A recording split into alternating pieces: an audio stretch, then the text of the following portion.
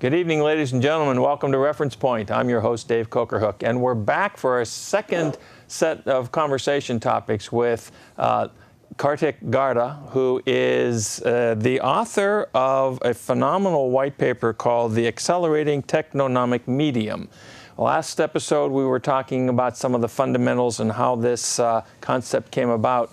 We want to take it to another level now and start digging into some of the specifics of how it could be implemented and what that impact might have. So, Kartik, thank you for coming back. Appreciate it. Great to be here. Thanks. So, quick summary. From last show, we talked about how the rate of technological change has been something that's been part of human history since the beginning. The rate of change has been accelerating. And the rate of change has an impact on the pricing of things, whether it's material, stuff that you go out and buy, whether it's, whatever it happens to, anything you have to go out and spend money for. And that deflationary impact of technology is a good thing because it creates opportunities, which if we look at the statistics I think you had a statistic, it said most of the wealth, or 90%? Half of the economic growth that has ever happened for human society has happened after 1998. After 1998. And maybe 90% has happened after 1900. Okay, so where we have all of this technological advancement in this short window of time, we've seen great prosperity. And that is a natural phenomenon. And the challenge that we're having right now is that from a government management perspective, of economics perspective, when things used to take 50 years or 100 years or 1,000 years to change, the policies in place were kept up with that technological change because the change was so slow. But now, since the change is so fast, the ability for the government to keep up with it is a problem, and that has a direct economic impact in the way we manage and monitor and whatnot. And you have a possibility of a way that this could actually be resolved. So we want to talk about the ATOM, which is the acronym for the Accelerating TechnOnomic Medium, and how this implementation of these strategies can have that impact, the positive impact on economic growth and development. So with that, what is it what are the components of the ATOM? So I contend that this technological rate of change is a medium within our society itself, within the economic fabric, the social fabric, everything. So it is a medium. That means that all technological disruptions at any given time are interconnected to some extent and exerting forces on each other. And so you can quantify how much disruption should be going on at any given time. And through the growth rate of it, you can even predict how much disruption is going to be going on in the near term or medium term. And then by evaluating which sector of the economy or which industry has not had a disruption or is very overdue or is not providing more value per dollar, you can predict where the next disruption may be with some degree of accuracy. So give us a couple of examples of how that has occurred and what you're thinking, what you're seeing as coming down the road. So one of the best examples happened with oil. As we recall, in 2005, oil started to rise quickly. By 2008, it was $147 a barrel. And even after the recession, it got back to $100 a barrel again. But I contended that this is no longer the 1970s where our technological medium was much less advanced than it is today, and there couldn't be a supply response very quickly in 1973 or when oil was expensive, 1981 as well. And instead, here, there's so much pressure because if oil is, say, $100 a barrel and an alternative such as hydraulic fracturing, known as fracking, or algae ethanol or solar energy or electric vehicles was cost-effective oil of $70, there's that much of a delta of pressure being exerted on $100 oil. If oil rose from 100 to 110, that delta goes from 30 to 40, so 1/3 again as much. Therefore, all these technologies were attacking this unusually highly priced commodity at that time. The one that happened to win was hydraulic fracturing, increased oil supply by a certain amount, Not that much, only by 3% or so worldwide. And yet that was enough for oil to fall from what was 100 down to what today is about 47 or so.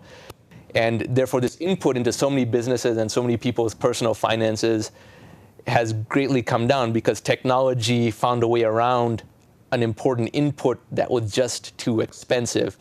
So that's one of the best examples. And there are many, many more as well I list on the So website. what are some of the areas that are likely to be subject to some disruption? So one of the most exciting ones is education, both higher and lower. Because most education outside of maybe the topmost degree programs, the top institutions like, say, Harvard or Stanford Business School, excluding that, is really just the dissemination of commoditized information. Now, it's easier and easier to get information. 30 years ago, you had to go to the library and check out books. That took half a day. You had to go to and from the library. If they weren't the right books, you had to go back and get other ones. Now you research something on the internet for free. It could be 11 p.m., don't have to go anywhere, and you find the same information in 10 minutes. So why is basic education rising in cost, like 6th grade math or 9th grade chemistry or something? This should be falling in cost, true to what information technology is about. But because it's an industry and people want to spend a lot on their children, there's an emotional component to it. This industry has become more and more expensive at delivering the same product. Therefore, alternatives are coming in very quickly. Like you can become an expert in computer science through startups like Udacity and Coursera, which give these courses, and many tech companies such as Google will hire from them. Therefore, you bypass the $200,000 bachelor's degree if you want to go that route. So that is one example. Other examples include transportation. For example, self-driving cars will not only make it cheaper per mile to operate a car, but greatly increase the utility of roads. A 4-lane highway that is too narrow today might actually be more than wide enough because the cars could be closer together, saving the $10 million per lane per mile it costs to build roads in California. And that's why, I mean, we don't even have the money to do that, but you may not need to do that with self-driving cars. Got it. Okay, so I get that. So an example of how the technology has had an impact and where technology can have an impact. So let's talk more about the elements of the concept of atom. You mentioned them briefly at the close of the last show. Let's go through those 4 again and dig a little bit more deeply into them. Okay. So technology is lowering the cost of all of these inputs, and as a result, nominal GDP is falling because GDP is not calculated in a way that properly estimates how technology has an economic impact, number one.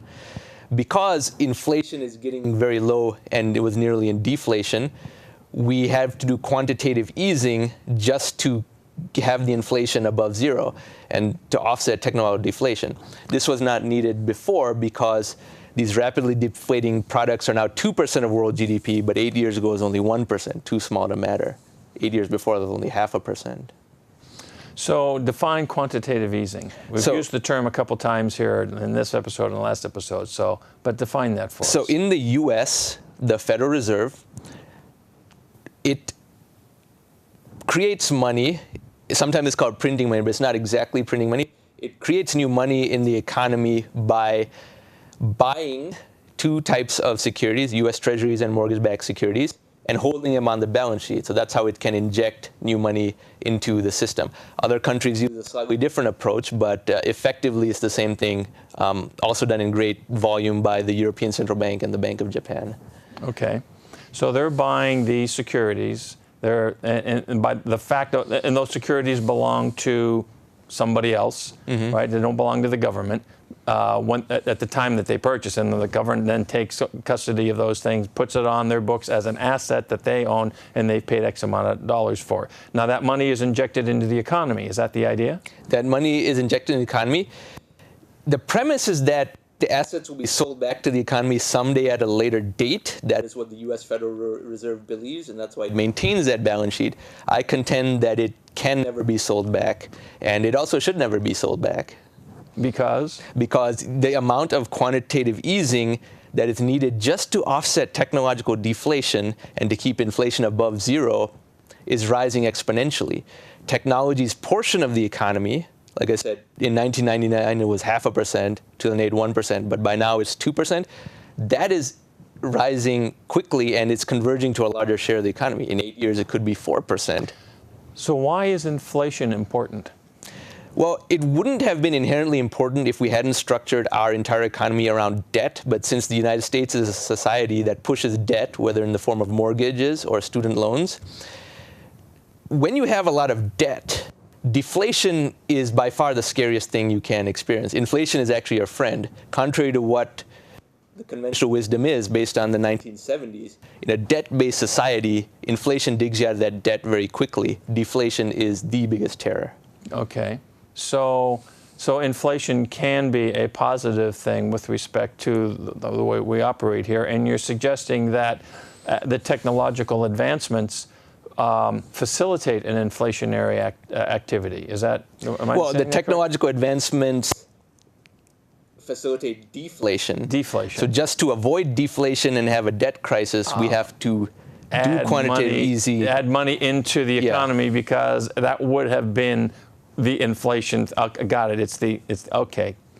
So you said there's a lot of this money out there that's already being put out by banks and things. As a matter of fact, I think we have a graphic, the bank assets graphic, number 6, that talks about total assets of major central banks in U.S. dollars.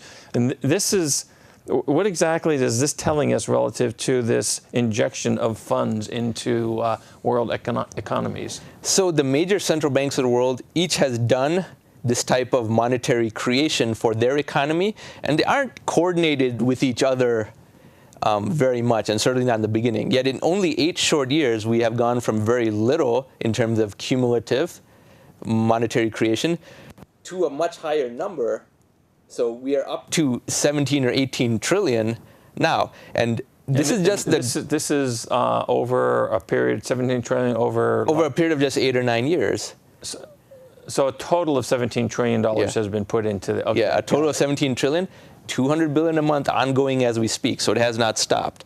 But this is just a gross summation of the cumulative addition of all those central banks, and oddly enough, the sum is still following that classical parabolic line, that exponential curve that we see with technology. And the key discovery of my research here with the atom is that this number happens to match the estimated percentage of deflationary technology in GDP almost exactly. And that's why I said, well, this is not just a coincidence. These two things are matched, linked. And nobody has made this connection yet. Okay, so what's the next component for the atom? I mean, now that we know that, so quantitative easing has been happening. They've been buying these mortgage-backed securities and the treasuries, but you're suggesting that that's not necessarily the optimum avenue for injecting those dollars into the economy. Yes, because that method, it was done under the crisis of 2009, and since when it was done the first time, they could buy mortgage-backed securities and treasuries to stimulate the economy. Buying treasuries allows the government to spend more by keeping the interest the government pays lower. Buying mortgage-backed securities props up home prices because that was a housing crisis. But now, these are two very narrowly concentrated assets, and all this quantitative easing has just concentrated in those two asset classes and not others. Therefore, it's not diffusing to the rest of the economy. It's not going to technology startups. It's not going to poor people as a cash injection. And therefore, its efficacy is reducing. It has become like pushing on a string. Okay. And for it to have further effect, it would have to be done in a more diffuse way. The Federal Reserve cannot do it that way right now, even if it wants to, because Congress would have to authorize an expansion of the Federal Reserve's powers. But if it is not done in a more diffuse way, we will soon start to have a crisis because they will not be able to fix the next crisis through the same type of quantitative easing that they used in 2009. Okay, so that takes us into a deeper conversation about the theories in the atom relative to this more diffused dissemination of activity. And one of the things, so let's talk about that. What do you mean by that? So the way quantitative easing is done, the money concentrates to people who are very close to the spigot. There is a political backlash against that, but very few understand what that is. They say 99% versus 1%, but it's not 1%. It's like 0.001%, and it's not even the very richest people if they're not in banking or finance, for to be in example. the right place. Yeah. The only fairer way is to diffuse this quantitative easing to all U.S. citizens evenly. So I say U.S. citizens above the age of 18, they get an equal share of the quantitative easing. And it has to be in a cash payment, so you're not distorting treasuries and mortgage-backed security anymore. And it's just a direct cash payment that will have a much more rapid diffusion through the economy, solving this low velocity of money problem. So there's a couple of things here. There was the slides that we got. One of them, I want to call up slide number 8 about the federal outlays, because you were saying that, you were indicating that at the moment, the folks are looking at here is how money is spent in the U.S. and where these dollars are going. And this graph indicates that a very high percentage of the dollars that the federal government spends are in direct payments to individuals in one way, shape, or form. Is that correct? Yes. So maybe this is an unavoidable aspect of a democracy, and maybe it's not necessarily a bad thing either. But one fact that is for sure is that in the U.S. government, the entire structure of the federal government has become a wealth transfer mechanism. And 75% of all federal government spending is direct transfer between individuals in terms of Social Security, Medicare, HUD, food stamps, unemployment compensation, and the equivalent. And since we spend more money than we collect in taxes, the 75% of government spending that's a transfer between individuals actually comprises 88% of all taxes collected. So almost all taxes collected are just direct transfers. Okay, so if we are to, we could theoretically then, if we are going to employ the atom theory, we could, by virtue of the creation of additional funds, right, by virtue of the need given to keep the deflationary trend from eating us alive, okay, infusing more cash into the economy, and by doing that in a manner that is direct transfer. Since the government is doing mostly direct transfer anyway, it's really not that much of a shift. The difference is that it's not funds that are collected from taxation, it's funds that are collected from, that are created, shall we say, by virtue of the change in the offsetting the deflation. We can slowly start to replace taxation dollars one for one with quantitative easing. It has to start small at first. But one of the biggest problems in the United States today is just the way we collect taxes, because the tax code is so complicated, the auditing, processing, collection, the time people spend in doing their returns. That wastes 20 to 25% of all tax dollars collected. Now, on the spending side, when you disperse to Social Security, Medicare, and so on, there's so many bureaucracies that are overlapping. There's so much fraud. That's another 20, 25%. I say consolidate the whole thing into a simplified structure, and you say 40% right there. 40% of $4 trillion is quite a bit. And you don't even fund it through taxation, as you mentioned. You can fund it through this quantitative easing that has to be done anyway. It is not printing money.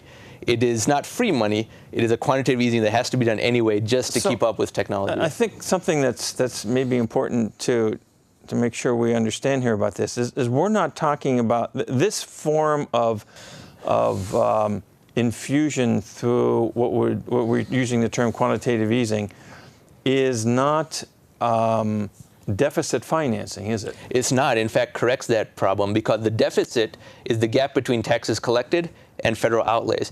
Since this is no longer taxes collected, over about a 10-year transitionary period, you would slowly peel back taxation while replacing it with quantitative easing. It won't be big enough to offset all taxes until about a decade from now. But yes, it would not cause a deficit because you are not issuing new debt to finance additional spending. This is the quantitative easing that is a dividend of technological progress. The technological progress creates an opportunity, a deflationary pressure that by adding these funds into the economy make it possible for businesses and individuals to take advantage of the technological enhancements and therefore move the economy and society forward, is what you're suggesting. And so that is not a deficit spending, that is a support of the process, is what you're saying. It's a support of the process, and the existing national debt would gradually shrink, because since we're not adding new treasury issuances to that, all the existing treasuries as they mature will slowly expire. So even though the US national debt is $20 trillion, it would shrink over 90% of that would be gone in the first 10 years because the 10-year treasury is the bulk of a lot of that, and only the 30-year treasury would still exist. Okay. So you would get rid of this national debt and the pressure that is created through that. Sounds cool. I want to remind the folks that if they have any questions about this, and I'm sure you have questions, this is definitely one of those topics that are like mind-bending. Send those queries in to us at info@referencepointtv.com. We'll get them answered. So let me ask you this. Is there any precedent for something like this? There is not a precedent for something like this because this deflationary technology was not such a large portion of the economy ever before. It's still only 2%, but that's large enough to distort traditional statistics. Furthermore, the rate of economic growth as a tailwind, so to speak, was never of this level. We think 3% real GDP growth in the world, which let's say 5% nominal GDP growth, is fast, or is not very fast. We call that sluggish even, but that is extremely fast compared to any other time in history before the middle of the 21st century. In the 19th century, it was 1% a year. In the 17th century, it was a fraction of 1%, and almost no real change occurred within a person's lifetime in those days. Is that what this graph? Yes, this is an extremely important graph. Let's pull this one up, guys. It's number 3. It's the per capita GPA graph. Let's show that one on screen. Yeah, that guy right there. So one interesting thing is this accelerating rate of economic growth. There are extremely few people in the world who have ever written about it. In the last 15 years, including me, there's maybe 5 people who have written about it. There's me, Ray Kurzweil, and 3 or 4 other people, no matter how much you search on the internet. And I cannot think of any subject that affects more people more completely, yet has so little written about it. Mm-hmm. That's why when I say half of all economic growth has happened after 1998, that is evident from this chart, because you can see that each date of where we were, and the projection from that point gets us to where it is. Now, I've just projected the centuries-old trend line here up to 2050. It's only 33 more years. What's 33 years out of 2,500? Right. But see how much growth we get just through a linear projection of that point, because our prosperity level today would seem like hockey stick growth up to even in the way 19th century economists were calculating the data. So this is just a continuation of the already centuries established trend. So those trends are clear. Yes. And so the question becomes one of how do we go about supporting this? So what is the impact to me and to the people viewing as individuals to this concept? And is it something that should be embraced by the public? It should be embraced by the public because it provides a window of opportunity to evaluate our economy against the future growth. We may say our national debt is 20 trillion. That is large when measured against existing GDP, but it's very little when measured against future GDP. Right. Now, that should not be an invitation to rack up more debt. It's an opportunity to get out of this problem without much hardship. Similarly, entrepreneurs, like in Silicon Valley, we see technology companies. The successful ones are acquired at huge multiples of revenue, let alone earnings. I can tell you right now, through my work at Woodside Capital, where I'm the artificial intelligence specialist, that the entire AI sector trades at 20 times revenue. It trades at an infinity times earnings for sure, and will for some time, but it's 20 times revenue. Wow. But because the growth rate is so high, revenue is growing 50% a year, and earnings will follow, that valuation right now is a customer valuation. It's not 1999 era frothiness at all. So that's an opportunity for entrepreneurs to get a large valuation on the right type of business. I want to touch on another element relative to the disbursement, the diffuse disbursement of the quantitative easing activity. Does the amount of capital that goes into the economy, it will have to increase in lockstep with the deflationary pressure of the advancement of technology? Is that right? Yes, and that's where things get very fascinating, because I have come up with a way that this quantitative easing can and should be dispersed. This solves a number of other problems, and it even satisfies the basic income movement, for example.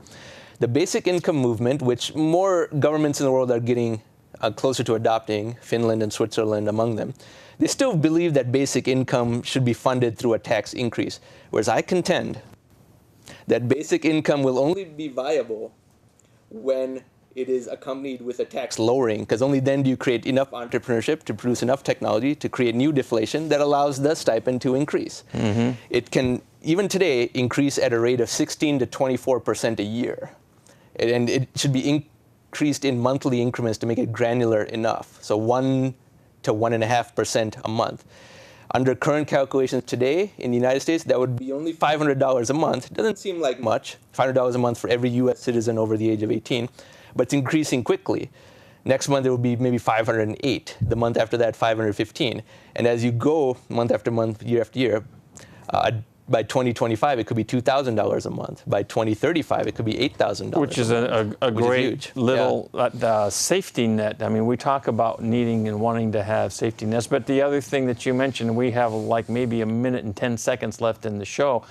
The other thing that does it, as you had mentioned, is it makes it more viable for an entrepreneur to take the risk, because he knows that he or she knows that there is something that will be there. Because if the entrepreneurial activity doesn't pan out, and not every new business succeeds, but if it does not succeed, you're not necessarily going to have to put your family out on the street. Absolutely, because this stream is independent of any one employer.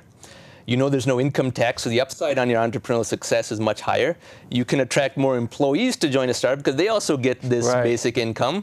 And the whole culture shifts more towards entrepreneurship, which is how you will create this type of value on a sustainable basis going forward. Fantastic. Kartik, this has been phenomenal. We're out of time. We have to wrap up. Ladies and gentlemen, I hope you've been enjoying this. Send us in those queries, because this is an interesting thing, and I'm going to have to ask you to come back again in a few months. I know you're going to Europe for something here recently, but in a few months we had to come back and talk about where this is taking us. So, folks, thank you for joining us here. Kartik, thank you for being here on Reference Point, and we'll see you next time. Bye.